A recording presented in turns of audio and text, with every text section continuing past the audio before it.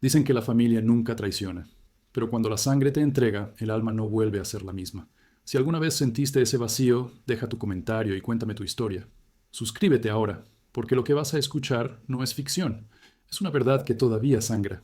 El frío del metal en mis muñecas fue lo primero que sentí. El sonido del candado cerrándose detrás de mí todavía retumba en mi cabeza como un disparo lento. Nunca imaginé que ese día llegaría. Estaba de rodillas, con las manos esposadas, y frente a mí, de pie, con el rostro que yo había visto crecer desde niño, estaba mi sobrino. No dijo una palabra. Solo me miró con los ojos secos, sin lágrimas, como si lo que hacía fuera lo más natural del mundo. Los agentes del ICE hablaban entre ellos, en inglés rápido, que apenas entendía. Uno de ellos me tomó del brazo y me empujó hacia la pared. Sentí el aire helado colarse por la camisa de trabajo empapada en sudor. Afuera, las sirenas destrozaban el silencio del vecindario. Las luces azules y rojas rebotaban contra los muros de la casa que yo mismo había ayudado a pintar años atrás. Esa casa que, hasta hacía unas horas, todavía llamaba hogar. Stay still, gritó uno. No me moví, no podía. Solo miraba a mi sobrino, el niño que yo había cuidado cuando su padre los abandonó, el que dormía en mis brazos cuando tenía fiebre, el que me pedía que le enseñara a andar en bicicleta en los veranos de Los Ángeles, el que me llamaba tío papá. Nunca olvidaré su mirada. Había algo en ella que no era odio, pero tampoco amor. Era miedo, culpa quizá, o tal vez la convicción de quien cree que hace lo correcto. Pero para mí, en ese instante, fue la mirada de quien te arranca la vida sin tocarte. Me subieron a la camioneta blanca de Lice. Las ventanas estaban cubiertas, el aire era pesado y olía a plástico y metal oxidado. Frente a mí, un hombre esposado lloraba en silencio. Detrás, una mujer rezaba en voz baja. Yo no podía hacer nada, solo recordar. Horas antes, había salido del trabajo con la espalda adolorida y el cuerpo cubierto de polvo. Trabajaba en un almacén descargando materiales, 12 horas al día, sin papeles, sin seguro, sin descanso. Había enviado dinero esa misma semana a mi hermana en Michoacán. $600, casi todo lo que tenía. Ella me había prometido que estaban bien, que el niño, mi sobrino, seguía estudiando, que pronto me mandarían una carta para ayudarme con la residencia. Mentiras, todas mentiras. Mientras el motor rugía y la camioneta avanzaba hacia el centro de detención, mi mente buscaba una explicación. ¿Por qué él? ¿Por qué justo él? Recordé la última llamada. Me había dicho que necesitaba verme, que quería hablar en persona. Su voz sonaba distinta, nerviosa. Me citó en la casa de siempre, y cuando entré, todo estaba demasiado en silencio. Pensé que era una sorpresa, un cumpleaños, una visita de la familia. Pero el primer golpe fue el del puño de la gente contra la puerta. Inmigración, abra la puerta. El resto fue una ráfaga de órdenes, gritos y luces. Alguien me gritó mi nombre completo. Supe que lo sabían todo. La dirección, el trabajo, incluso el número de mi identificación falsa. Eso solo podía venir de alguien muy cercano. En el centro de detención, el tiempo se disolvió. Me quitaron el cinturón, los cordones, mis documentos falsos y mi dignidad. Me entregaron un uniforme gris y un número. Ya no era un hombre, era un registro más. Pero en la soledad de la celda, entre los ecos de los demás, lo único que escuchaba era su voz de niño llamándome tío. Cuando uno de los oficiales me trajo el expediente, lo abrí con manos temblorosas. En la hoja había un encabezado en inglés, y más abajo, un nombre que conocía demasiado bien. El denunciante, mi sobrino, había marcado mi dirección, mi horario de trabajo, hasta la camioneta que conducía. Todo. Sentí que el pecho se me partía, no de rabia, sino de algo más profundo, una tristeza que me hundía hasta los huesos. Era como si todos esos años de esfuerzo, de soledad, de sacrificios, se hubieran borrado con una sola llamada telefónica. Esa noche no dormí. Me quedé sentado contra la pared, mirando el reflejo del neón que parpadeaba detrás de los barrotes. En mi mente repetía una sola pregunta. ¿En qué momento dejé de ser su familia? No siempre fue así. Hubo un tiempo en que mi vida tenía propósito, aunque fuera humilde.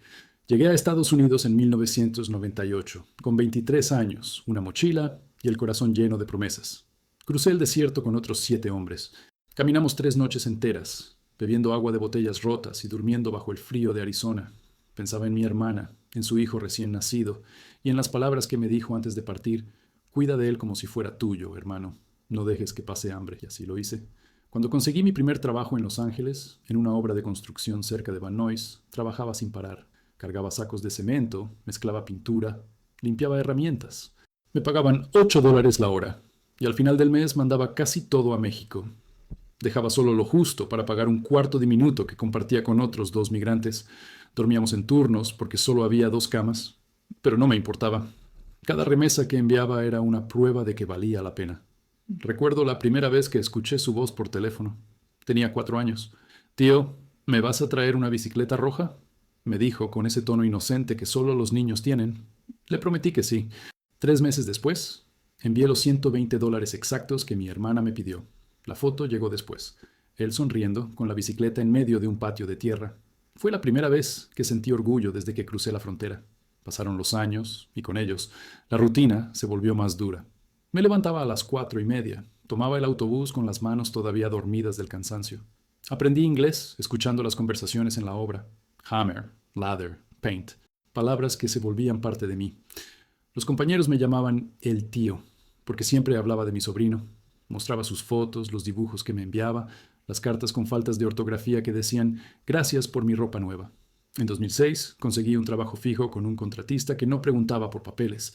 Ganaba 600 a la semana y con eso ayudé a mi hermana a ampliar la casa en Michoacán.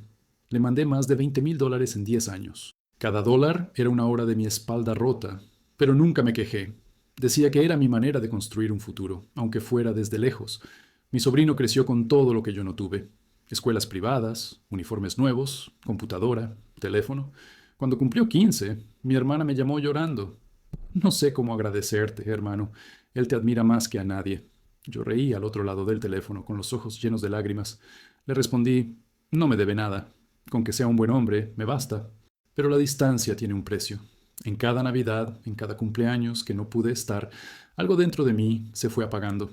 Me prometía que algún día regresaría con papeles, con seguridad, con la frente en alto. En 2012 intenté aplicar a un programa de regularización, pero fue rechazado. Aún así, seguí trabajando. No podía detenerme. La comunidad latina en Los Ángeles se convirtió en mi familia. Los domingos jugábamos fútbol en un parque de Burbank y en los días libres cocinábamos carne asada en el estacionamiento. Allí contaba historias de mi sobrino. Todos decían que debía estar orgulloso. Yo lo estaba. A veces lo llamaba por videollamada.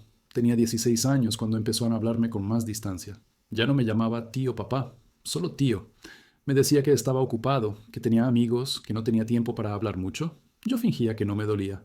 En 2017, después de casi 2 décadas trabajando sin papeles, conseguí que me prestaran un pequeño apartamento en North Hollywood. Era viejo, pero mío. Pinté las paredes con mis propias manos y colgué una foto enmarcada. Él, con su toga de graduación, mi sobrino, con los ojos llenos de vida, sosteniendo el diploma. Le envié un mensaje esa noche. Estoy orgulloso de ti.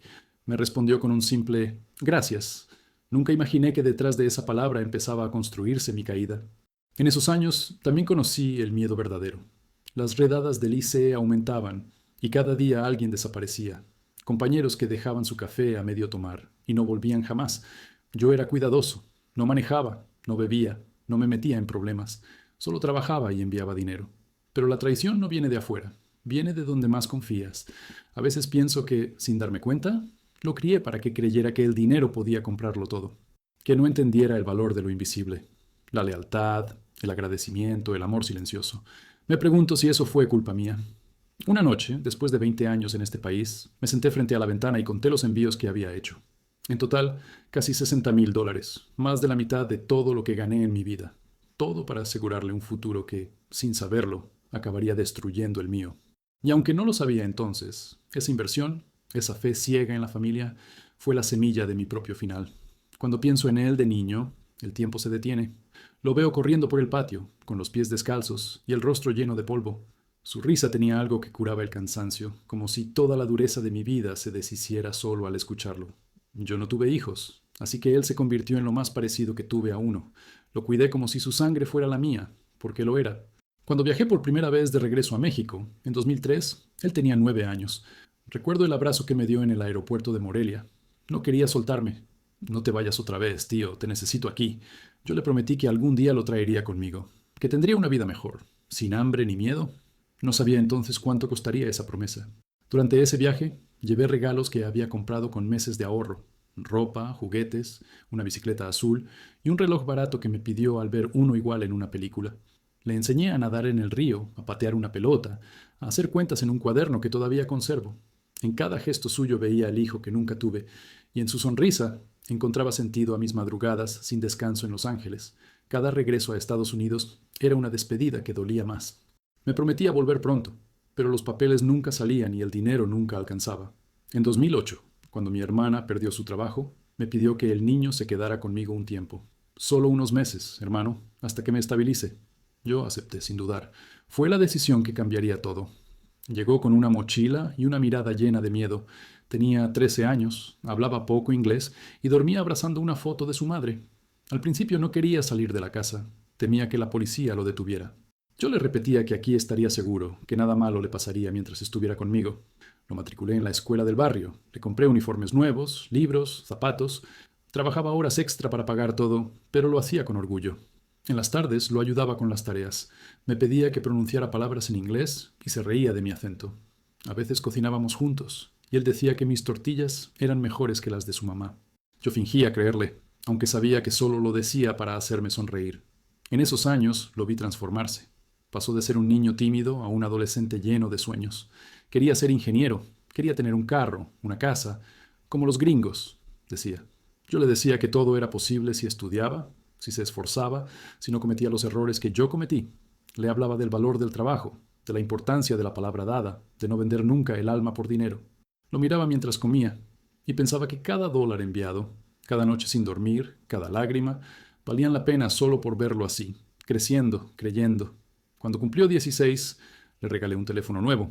Le dije que así podríamos hablar con su madre todos los días. Lo abracé y le dije, nunca olvides quién eres, hijo. Sí, dije, hijo. No lo planeé. Se me escapó del alma. Él me miró y por un instante me abrazó fuerte, sin decir nada. Fue la última vez que lo sentí tan cerca. Con los años, la relación empezó a cambiar. Salía más, hablaba menos. Se avergonzaba de mis manos callosas, de mi ropa vieja, de mi acento. Yo lo entendía, era joven, pero cada silencio suyo era un golpe que no mostraba. Seguía trabajando, seguía dándole todo. Cuando quiso estudiar en otro estado, le mandé dinero para el depósito del dormitorio. Fueron casi $3,000 y tuve que endeudarme con un paisano del trabajo. No me importó.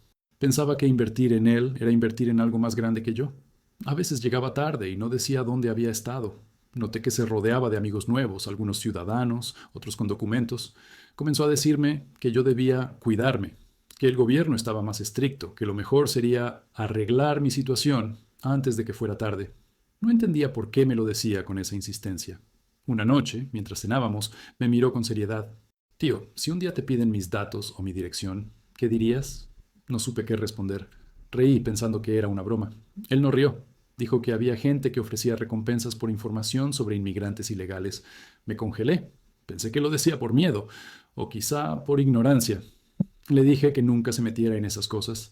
Esa conversación me persiguió por semanas. Sentí que algo invisible empezaba a fracturarse entre nosotros. Pero quise creer que era solo el paso del tiempo, la distancia generacional, la vida empujándolo a otro camino. No imaginé que ya era demasiado tarde. La última vez que lo vi realmente feliz fue en una foto. Su graduación universitaria. Llevaba toga, birrete y una sonrisa amplia. Yo estaba detrás de la cámara, con el pecho inflado de orgullo. No sabía que, años después, esa misma sonrisa sería la que me condenaría. Porque a veces uno cría con amor, al mismo que un día lo entregará con frialdad. Todo empezó con llamadas que sonaban inocentes, con palabras suaves que escondían una sombra. Mi hermana me hablaba desde Michoacán con esa voz cansada que conocía bien. Solo este mes, hermano, nos atrasamos con la renta y el niño necesita libros nuevos. Yo decía que sí, sin pensarlo. A veces colgaba el teléfono y me quedaba mirando la pantalla en blanco, preguntándome cuántas veces más podría decir que sí sin quedarme sin nada. El trabajo ya no era tan estable como antes. Los contratistas empezaban a pedir papeles, y cada vez que un nuevo supervisor llegaba, temía que alguien preguntara demasiado. Aún así, cada viernes por la noche, estaba en el local de envíos de la calle Lancashire, mandando dinero a México. 200, 300, a veces $500. Era un ritual. Guardaba los recibos en una caja de zapatos, como si eso me diera la ilusión de control. Con el tiempo, los favores se convirtieron en exigencias. Mi hermana empezó a hablar de un terreno. Si invertimos juntos, será una herencia para los dos. Y para el niño, claro. Me envió fotos borrosas de una casa en construcción, paredes sin terminar, promesas sin base. Yo, tonto, le creí. Mandé $3,000, luego 5. Me decía que faltaba poco, que solo necesitaban un empujón. Mi sobrino, que ya trabajaba en Estados Unidos con permiso temporal, empezó a involucrarse. Me llamaba desde su nuevo apartamento en San José. Tío, mamá está haciendo todo por nosotros. Tú deberías confiar más. Ella solo quiere ayudarte a asegurar algo en México. Yo sonreía, sin sospechar que aquella alianza madre e hijo no era por amor, sino por conveniencia. Pasaron meses y la supuesta casa nunca se terminaba. Cada vez que preguntaba, había una nueva excusa. La lluvia, los materiales, el albañil enfermo, hasta que un día pedí ver la escritura. Silencio. Mi hermana cambió de tema. Mi sobrino también. Fue la primera vez que sentí que no me decían todo. A mediados de 2019 recibí otra llamada, esta vez más urgente. Hermano, necesito que me mandes 1.500 más. El muchacho se metió en un problema con el auto, pero si pagamos rápido, no pasará nada. Lo mandé. No pregunté. Aprendí tarde que el amor ciego es una deuda que nunca se termina de pagar. Un mes después, encontré una carta sin remitente en mi buzón. Dentro había una copia de un contrato de compraventa. El terreno que yo había financiado estaba a nombre de otra persona. Un primo lejano, de esos que solo aparecen cuando huelen dinero. Sentí rabia, pero sobre todo vergüenza. Vergüenza de haber sido tan ingenuo. Llamé a mi sobrino esa noche. Le pedí explicaciones. Guardó silencio. Luego dijo algo que me dolió más que cualquier palabra de traición. Tío, ya hiciste lo que tenías que hacer. Gracias por todo, pero deja que nosotros manejemos las cosas ahora. Esa frase se me clavó como un cuchillo. Nosotros. Ellos. Ya no había nosotros. A partir de ahí, las llamadas se volvieron más frías. Mi hermana hablaba poco. Mi sobrino, casi nada. De vez en cuando me escribía para pedirme algo puntual. Dinero para una reparación, ayuda con un préstamo, apoyo para un documento. Y yo, estúpido de costumbre, seguía cediendo. Pensaba que un día abrirían los ojos y entenderían que todo lo que hacía era por amor. Pero el amor no se mide en dólares ni en sacrificios, se mide en lealtad. Y la de ellos ya estaba hipotecada hacía tiempo. En diciembre de ese año, me atreví a decir que no. Por primera vez, les dije que no podía seguir mandando dinero, que necesitaba ahorrar para mí, que el trabajo estaba inestable. La respuesta de mi hermana fue seca, distante. Haz lo que creas mejor, pero no te quejes después si te quedas solo. Esa frase fue una profecía, porque poco después todo empezó a caerse. Perdí horas en el trabajo, luego turnos, luego la estabilidad. Mientras tanto, mi sobrino subía fotos en redes. Nuevos zapatos, cenas en restaurantes, un coche rentado que presumía como suyo. Yo las miraba en silencio, intentando no sentir resentimiento, pero era imposible. Aún así, cuando me llamó un mes después, con voz temblorosa diciendo que necesitaba ayuda urgente, volví a caer. Solo esta vez, tío, lo juro. Nunca imaginé que esa llamada sería el principio del fin. Fue una tarde calurosa de agosto cuando sonó mi teléfono. Trabajaba en un almacén en Glendale, descargando cajas de materiales. Las manos me temblaban de cansancio y el sudor me corría por la espalda. Vi el nombre en la pantalla. Sobrino. Sentí un alivio extraño, como si esa llamada pudiera devolverme algo de lo perdido. Contesté con una sonrisa cansada. ¿Qué pasa, hijo? Dije con la voz ronca. Tío, necesito que me ayudes con algo. Pero prométeme que no te vas a enojar. Esa frase, no te vas a enojar, ya me encendió las alarmas. Caminé hasta la parte trasera del almacén, donde el ruido de las máquinas no llegaba. Me apoyé contra una pared manchada de polvo. Él habló en voz baja, como si temiera que alguien lo oyera. Un amigo mío consigue papeles, buenos, de verdad. Dice que puede arreglarte una residencia temporal si tú te encargas de los gastos. Pero necesita tus datos, tu dirección y una firma. Me quedé en silencio. Sentí como el aire me faltaba por un segundo. Sabía lo que eso significaba. No era la primera vez que escuchaba historias así. Migrantes estafados, atrapados, deportados. Gente que confiaba y terminaba en manos del ICE. No, hijo, le dije con firmeza. No quiero meterme en eso. No firmo nada que no entienda. Del otro lado de la línea, escuché un suspiro largo, cargado de decepción. Tío, es tu oportunidad. No puedes vivir escondido para siempre. Ya tienes casi 50 años. ¿Vas a morir limpiando pisos? Sus palabras me dolieron más de lo que imaginé. No por lo que decía, sino por cómo lo decía. Con ese tono de superioridad que antes no tenía. Me defendí como pude. No se trata de eso. Se trata de no poner en riesgo todo lo que he hecho. Él cayó por unos segundos. Luego respondió con frialdad. Está bien. Pensé que confiabas en mí. Esa fue la última frase que me dijo esa noche. Colgó sin despedirse. Me quedé allí con el teléfono en la mano, escuchando solo el zumbido del silencio. Sentí que algo se había roto entre nosotros, algo que llevaba años sosteniéndose con hilos invisibles. Los días siguientes fueron extraños. No volví a saber de él, ni mensajes, ni llamadas. Intenté convencerme de que estaba ocupado, pero en el fondo sentía que se alejaba por algo más profundo. Había decepción en su voz aquel día, o quizá resentimiento. Semanas después, empecé a notar cosas extrañas. Un coche estacionado demasiado tiempo frente a mi casa. Un hombre que me observaba desde la esquina cuando salía al trabajo. Pensé que era paranoia. Pero la paranoia tiene una forma cruel de volverse realidad. Una noche, mi compañero de cuarto, un salvadoreño que trabajaba conmigo, me dijo: «Oye, vi a un tipo preguntando por ti en el almacén. Decía que trabajaba con inmigración». El corazón se me paralizó. No entendía nada. Yo no debía nada a nadie. No tenía enemigos, solo familia. Llamé a mi sobrino. No respondió. Le envié un mensaje. «¿Sabes algo de esto? Estoy preocupado». Lo leyó, pero no contestó. Lo intenté 3 veces más. Silencio. Pasó una semana, luego 2, hasta que finalmente me llamó. «Tío, no te asustes si te preguntan algo. Tal vez sea una confusión, pero no digas mi nombre, ¿sí?» Mi estómago se cerró como un puño. ¿Por qué habría de mencionar su nombre? ¿Qué tenía que ver él en todo esto? «¿Qué hiciste?», le pregunté con la voz temblando. «Nada, solo hablé con alguien que podía ayudarte. Pero parece que las cosas se salieron de control. En ese momento entendí que había cruzado una línea que ya no tenía regreso. Intenté localizarlo durante días, pero desapareció. Su número dejó de funcionar, sus redes sociales estaban cerradas. Mi hermana tampoco respondía. El silencio se volvió un muro. Dormía poco. Cada ruido me sobresaltaba. Cuando escuchaba sirenas en la noche, me escondía tras la cortina. Vivía con miedo, como un fantasma. Y aún así, me negaba a creer que él me hubiera traicionado. No él, no el niño que crié. Hasta que llegó la carta. Era un sobre blanco con mi nombre mal escrito y el sello del ICE. Dentro, una notificación. Mi nombre estaba bajo investigación por uso de identidad falsa y empleo ilegal. En la parte inferior, una dirección. La de mi sobrino. No necesitaba más pruebas. La traición tenía un nombre y una voz. Esa noche me senté frente a la mesa, con la carta en una mano y la foto de su graduación en la otra. No lloré. No podía. Sentía algo peor que el llanto, el vacío absoluto, porque no hay dolor más grande que descubrir que la persona a la que diste todo fue la primera en entregarte. Nunca se olvida el momento exacto en que la vida se quiebra. En mi caso, fue un martes gris de noviembre. El cielo estaba cubierto y el aire olía a metal y lluvia vieja. Llegué al almacén, como siempre, con mi lonchera de plástico y mis guantes gastados. Había algo raro en el ambiente. Los supervisores hablaban entre ellos en voz baja y varios compañeros latinos evitaban mirarme a los ojos. Pensé que era paranoia, pero cuando vi entrar a los 2 hombres de chaqueta negra, supe que no era coincidencia. «Immigration», dijo uno mostrando una placa. Mi cuerpo se congeló. Los demás retrocedieron instintivamente.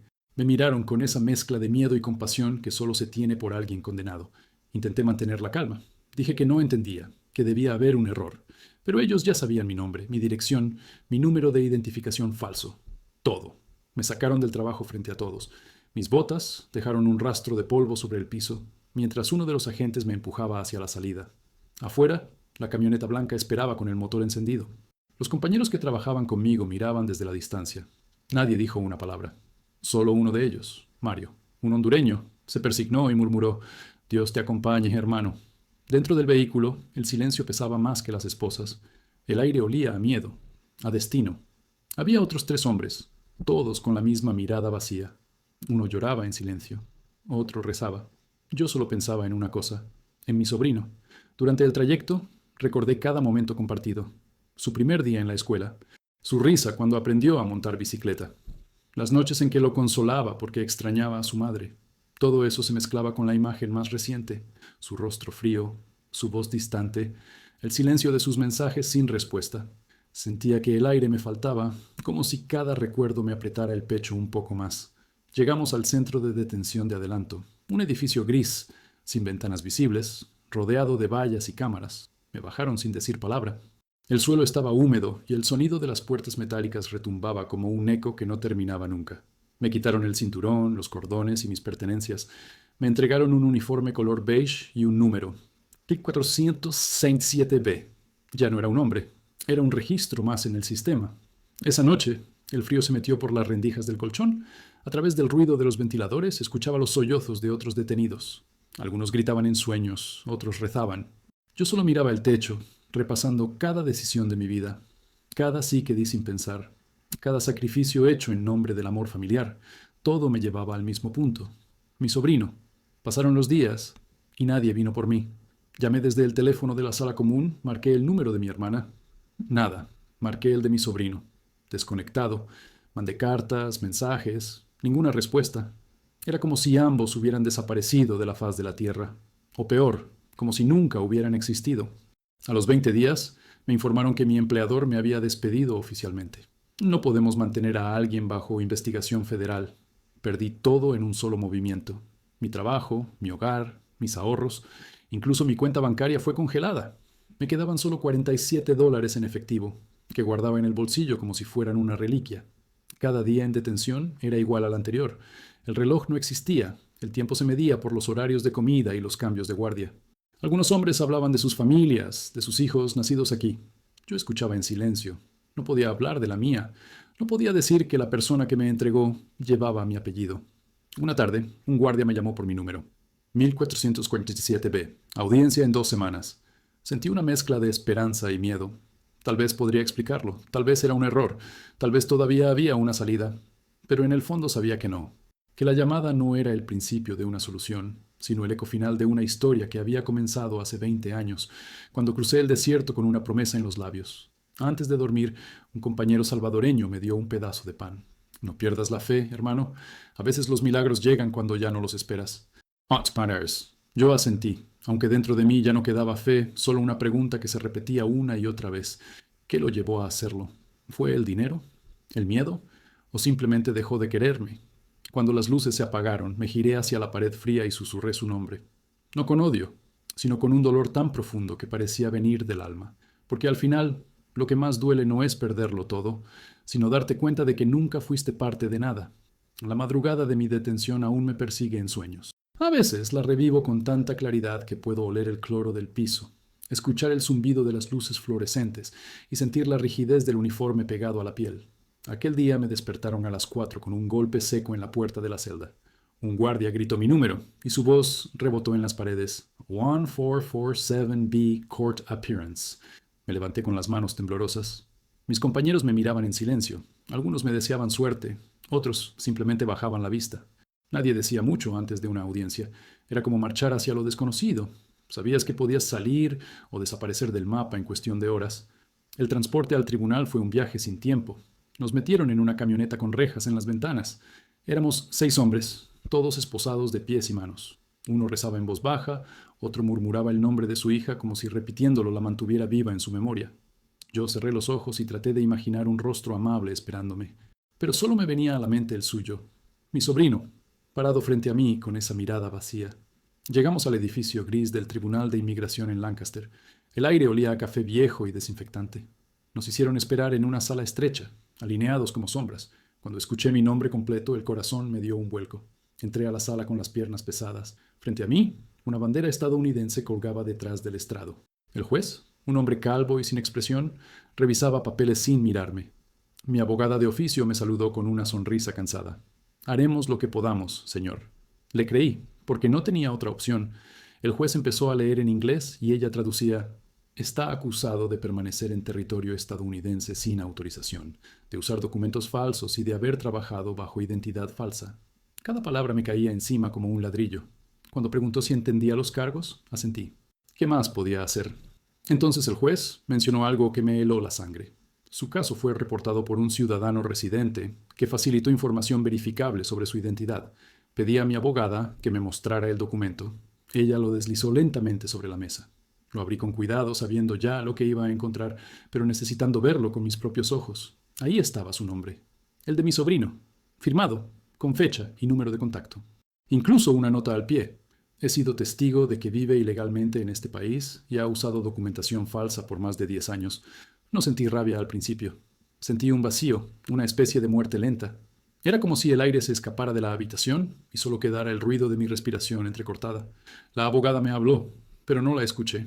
Solo veía el papel y en cada palabra escrita podía oír su voz de niño llamándome tío papá. El juez siguió hablando. Mencionó fechas, artículos, sanciones. Yo no escuchaba nada. En algún punto me di cuenta de que estaba llorando, no por miedo, sino por un tipo de tristeza que no tiene nombre. Una que no se limpia con lágrimas, porque no nace en los ojos, sino en el alma. La audiencia duró menos de 30 minutos. Me devolvieron al vehículo con los demás. Afuera, el sol ya había salido, pero no lo sentí. Todo lo que me rodeaba parecía mudo, como si el mundo hubiera perdido color. De regreso en el centro, un guardia me lanzó una bandeja de comida. No tenía hambre, solo quería entender. ¿Por qué lo hizo? ¿Por qué justo él? Pasé horas mirando el techo, imaginando que todo era una confusión, que alguien lo había usado, que no sabía lo que firmaba. Pero las palabras del juez seguían sonando en mi cabeza. Información verificable. Él sabía exactamente lo que hacía. Una semana después, recibí la visita de una voluntaria que ayudaba a detenidos sin familia. Me entregó un sobre que había llegado a mi nombre. Era de mi hermana. Dentro, una sola hoja con una frase corta, escrita con prisa. No lo culpes, lo hizo por miedo. Por miedo. Esa noche no dormí.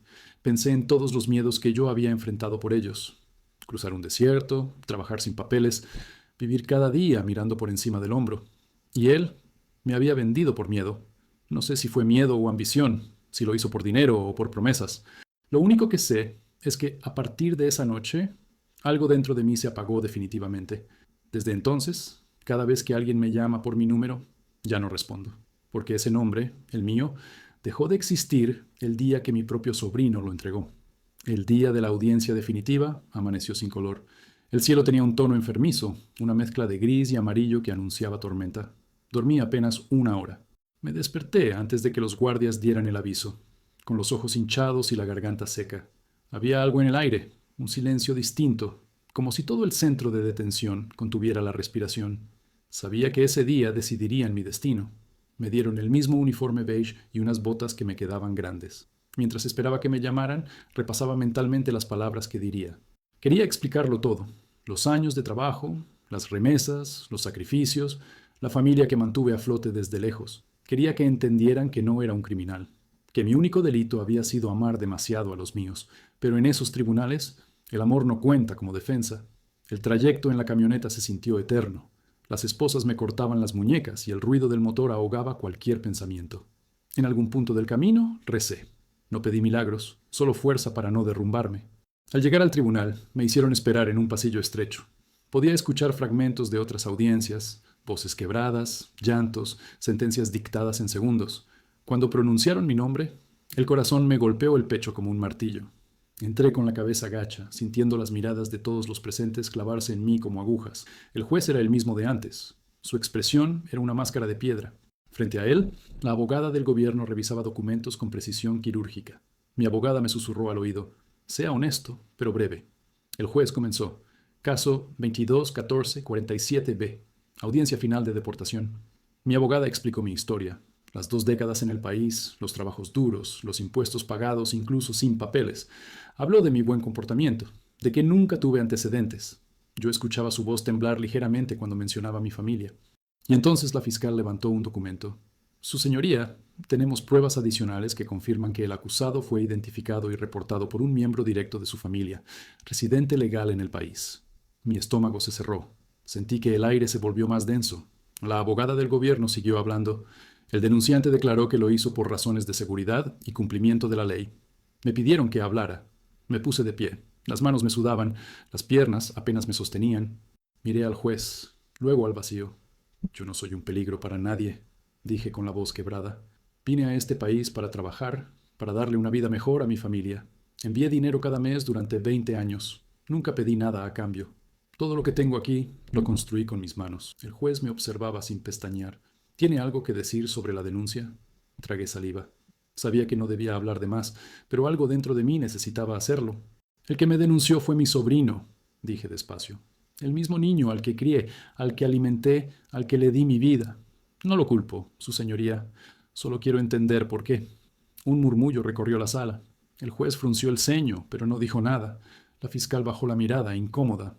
Mi abogada me tocó el brazo, pidiéndome que parara, pero ya era tarde. Seguí hablando, con el alma en la garganta. No pido perdón ni compasión.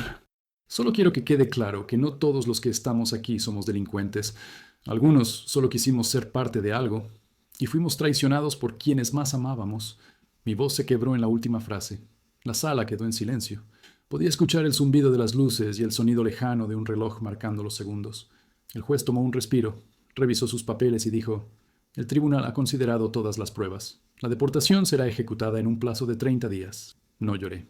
Ya no me quedaban lágrimas. Me senté con la mirada fija en el piso, sintiendo cómo la sentencia me caía encima como un peso imposible de levantar. Cuando los guardias me llevaron de regreso, la abogada me detuvo un segundo. Hay algo más, me dijo. Llegó una carta para usted. Era un sobre arrugado, sin remitente claro. Lo abrí con cuidado. Dentro había una hoja escrita con letra temblorosa. Tío, lo siento. No sabía que llegaría tan lejos. Me prometieron que solo sería una advertencia. Me ofrecieron ayuda para mis papeles. No sabía que te iban a detener. Perdóname. Reconocí su letra. La del niño que me escribía cartas llenas de dibujos y corazones. La del joven que había prometido cuidarme algún día. Leí esa frase una y otra vez hasta que las letras se deshicieron en mis lágrimas. Cuando los guardias me escoltaron de regreso al vehículo, el cielo finalmente se rompió. La lluvia caía con fuerza, golpeando el techo como si quisiera borrar todo.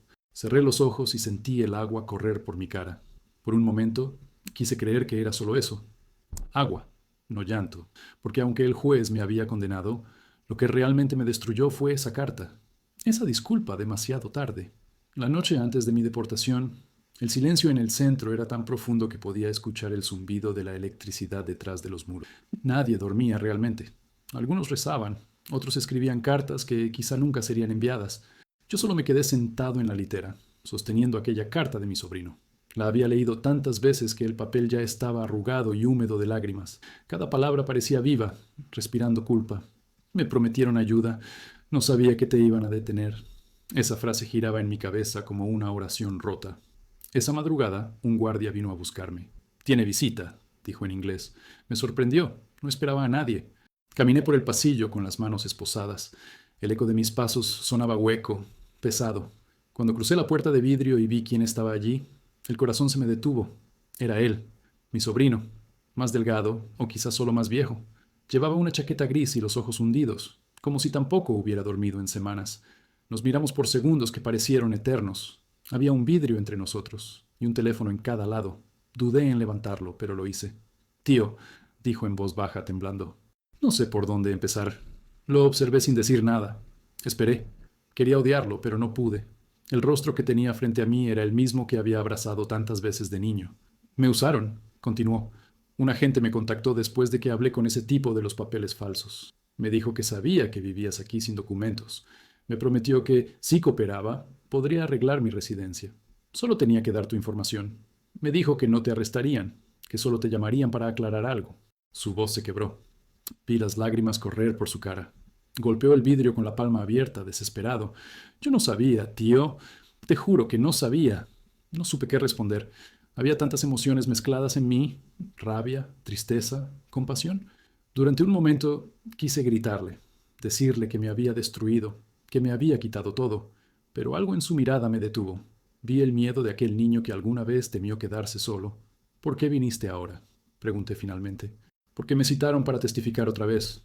Y esta vez no voy a hacerlo. No voy a seguir mintiendo». No entendía lo que quería decir, pero entonces sacó un sobre de su chaqueta y lo mostró al guardia. Era una carta dirigida al tribunal. Vine a entregarla. Dije la verdad, que me presionaron, que me ofrecieron dinero, que todo fue un error. No supe si creerle, pero algo cambió en su rostro. Ya no había solo culpa, había decisión. Me dijo que había renunciado a todo lo que le ofrecieron, que sabía que podía perder su residencia, pero que no podía seguir viviendo con ese peso. «No espero que me perdones», dijo al final. «Solo quiero que sepas que me arrepiento». No pude contenerme más. Cerré los ojos y respiré hondo. En silencio, apoyé la frente contra el vidrio. Él hizo lo mismo. Durante un instante, ese muro desapareció. Éramos solo dos almas rotas intentando entender cómo el amor puede transformarse en ruina. Esa misma tarde, mi abogada vino corriendo a verme. «Ha pasado algo», dijo sin respirar. El juez había recibido una declaración formal del denunciante, admitiendo que fue presionado por un oficial en un procedimiento irregular. Eso abría la posibilidad de una revisión. Era una oportunidad mínima, pero real. La deportación fue suspendida temporalmente. No significaba libertad, pero sí esperanza, esa palabra que creía haber perdido para siempre. Durante los días siguientes, el caso se reabrió. La abogada del gobierno fue reemplazada.